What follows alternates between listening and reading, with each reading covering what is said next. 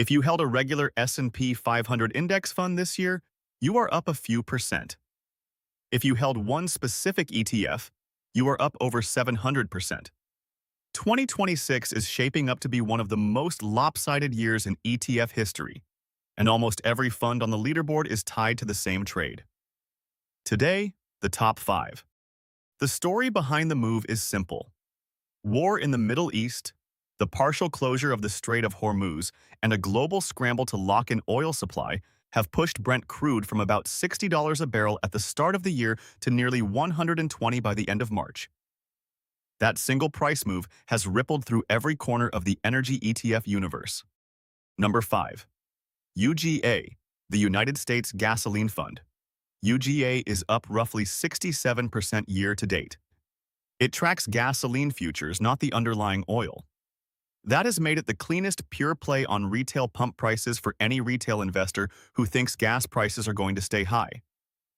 The catch with UGA is contango in the futures curve, which can quietly chew up returns in calmer markets. Number 4. DBE, the Invesco DB Energy Fund. DBE is up roughly 69% year to date.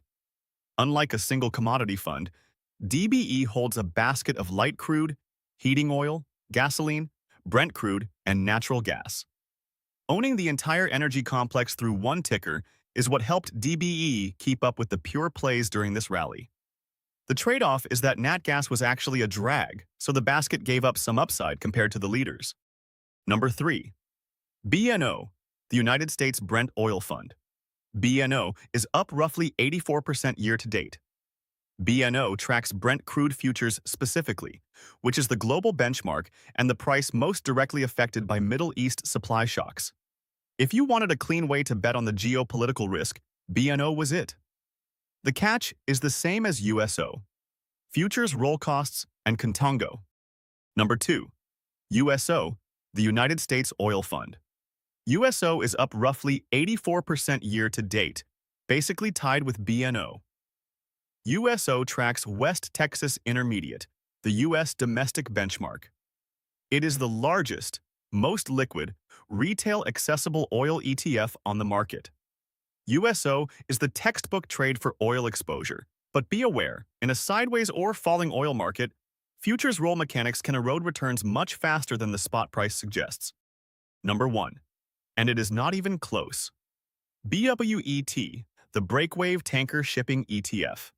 BWET is up over 700% year to date.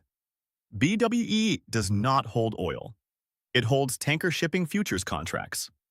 When the Strait of Hormuz tensions exploded, the world suddenly needed an enormous amount of long-haul tanker capacity to move oil around the choke point.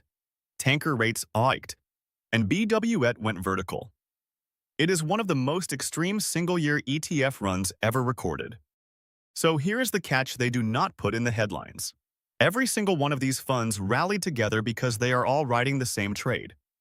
If oil tops out, if a peace deal lands, or if the strait reopens at full capacity, the same correlation works in reverse. Concentrated thematic ETFs reward you brutally on the way up and punish you brutally on the way down. Recency bias is the real risk. By the time a niche commodity ETF makes the top of a leaderboard, most of the move has already happened. Buying after a 700% run is rarely a good idea.